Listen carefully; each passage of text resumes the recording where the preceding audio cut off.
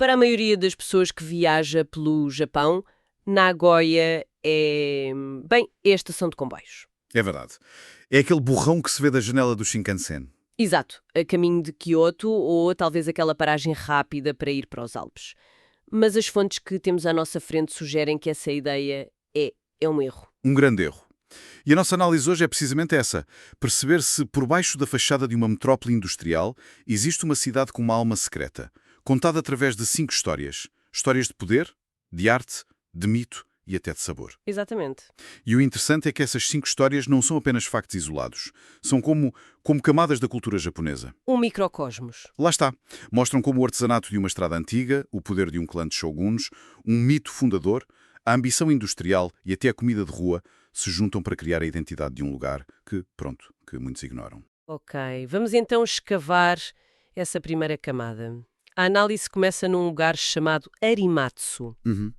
As fontes descrevem-no como um pedaço da antiga estrada Tokaido, aquela que ligava Edo a Kyoto, quase congelado no tempo. O que é que tornava este sítio tão especial? Olha, a localização era tudo. Arimatsu foi fundada em 1608 e estava espremida entre 2 estações entreposto muito movimentadas. Portanto, era uma paragem natural para os viajantes, era quase obrigatória. E onde há viajantes, claro, há uma oportunidade de negócio. Foi aí que nasceu uma técnica de tingimento com 400 anos de história, o Arimatsu Shibori. Shibori. Isso é basicamente tie-dye, não é? O que é que o tornava tão especial para se tornar a imagem de marca de uma cidade inteira? É muito, mas muito mais complexo do que o tie-dye que a gente conhece. Pensa nisto. A maioria das técnicas tem, sei lá, alguns métodos. O Arimatsu Shibori tem mais de 100 variações documentadas. 100? Mais de 100. Algumas implicam amarrar o tecido com fio, outras é cozer padrões minúsculos antes de tingir. É um trabalho de uma paciência, de uma precisão incríveis. E claro, eles tinham o ingrediente secreto. Que era? O algodão de altíssima qualidade da vizinha Península de Chita. E as fontes mencionam uma pessoa-chave. Nisto tudo, um comerciante. Shokuro Takeda, foi ele o cérebro por trás do negócio. Ele foi o catalisador.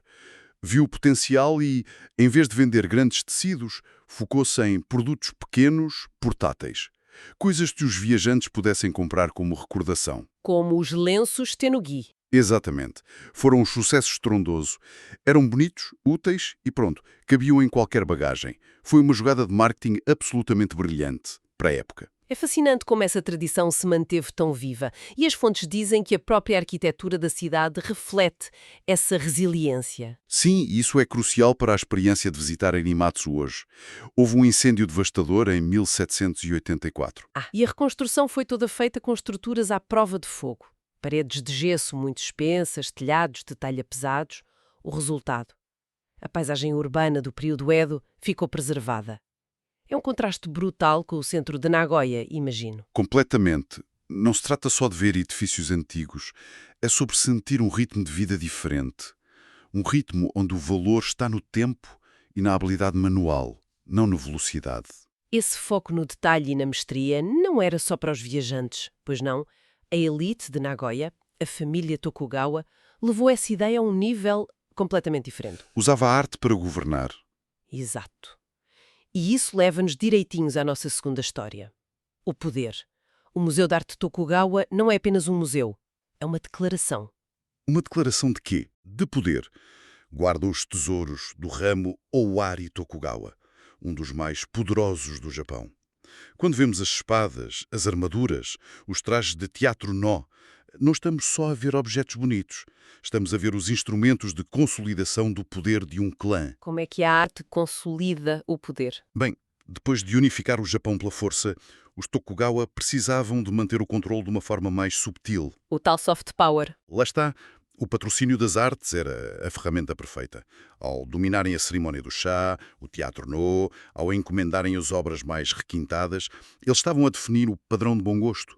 Estavam a ditar as regras culturais. Basicamente a dizer, nós não só vos vencemos na batalha, como somos culturalmente superiores. Precisamente. Sigam-nos. Era isso. E há uma peça nas fontes que parece resumir tudo isto na perfeição. O mobiliário de casamento Hatsune. Dizem que é um tesouro nacional. Mas um mobiliário de casamento, o que é que o torna assim tão especial? A história por trás disto é incrível. Este mobiliário foi o dote de Shiohime. Ela era filha do terceiro shogun Tokugawa e tinha apenas 3 anos quando foi prometida em casamento ao líder do clã Owari. 3 anos? Sim, e o conjunto de peças de laca tem uma beleza, um detalhe quase inimaginável.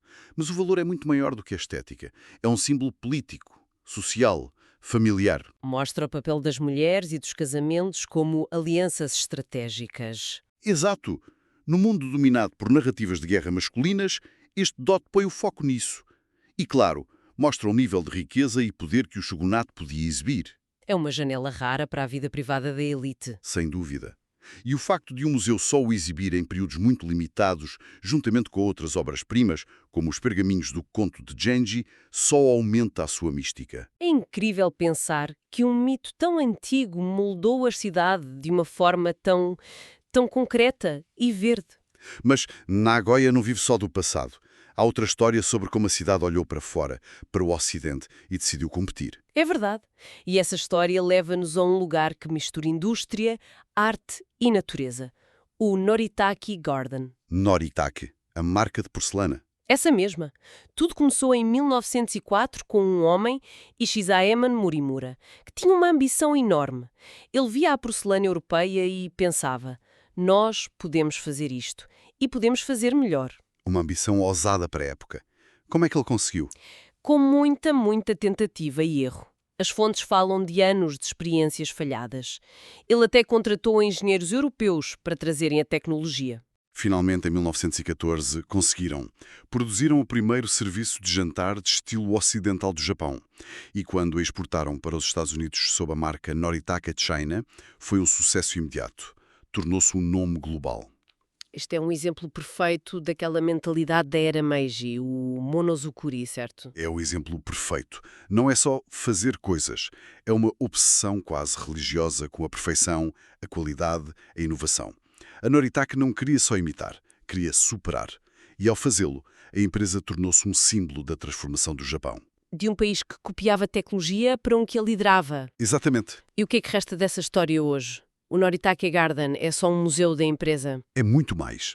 Eles pegaram nos antigos edifícios da fábrica, de tijolo vermelho, e transformaram o local num elegante parque cultural. O que é que se pode fazer lá? Pode-se ver os artesãos a pintar a porcelana à mão, participar de um workshop e pintar a própria peça, e até jantar num restaurante onde toda a louça, claro, é Noritake. Fecha o ciclo, da produção ao consumo. É isso mesmo. É uma forma muito inteligente de honrar o passado industrial sem ficar preso a ele. Da precisão da porcelana vamos passar para algo um pouco mais visceral. A nossa última história mergulha na alma gastronómica da cidade. O prato é o misokatsu, O misokatsu. uma costeleta de porco panada coberta com um molho de miso. Parece simples, mas as fontes tratam-no como uma questão de identidade. E é mesmo, porque este prato, na verdade, só podia ter nascido em Nagoya. A chave é o tipo de miso que usam, o mame miso. O que é que tem de diferente? É feito quase exclusivamente com soja, fermentado por mais tempo. Isso dá-lhe uma cor muito escura e um sabor incrivelmente rico, profundo, com muito umami. É menos salgado e mais robusto. Perfeito para equilibrar a gordura da costeleta frita. A combinação é simplesmente perfeita. Não há outra palavra. Adoro estas histórias de origem. Parece que as melhores comidas nascem sempre da necessidade, quase por acidente, numa banca de rua. Exatamente. A teoria mais aceita é essa, a da barraca de comida do pós-guerra. Numa altura de escassez, alguém teve a ideia de mergulhar espetadas de porco frito, os kushikato, num guisado de miso, o doteni, que estava a borbulhar ao lado. E foi um sucesso. Imediato. Restaurantes como o famoso Yabaton pegaram na ideia, refinaram-na e tornaram-na o prato bandeira da cidade. É comida que conta uma história de resiliência. Pois a história fica mais complicada. As fontes mencionam uma espécie de guerra do Mizukatsu, uma disputa sobre a origem. Sim, e é isso que a torna ainda mais divertida. Há a teoria do desenvolvimento múltiplo. Que diz que vários cozinheiros a inventaram ao mesmo tempo. Isso, porque a combinação era tão óbvia e perfeita. Mas depois há o desafio externo. Um chefe de um restaurante em Tsu, uma cidade na província vizinha de Mie, Sim. afirma que foi ele quem criou o prato e que Nagoya lhe roubou. A sério? Uma rivalidade regional por causa de uma costeleta de porco? Claro que sim. Mostra a paixão e o orgulho que a comida pode gerar.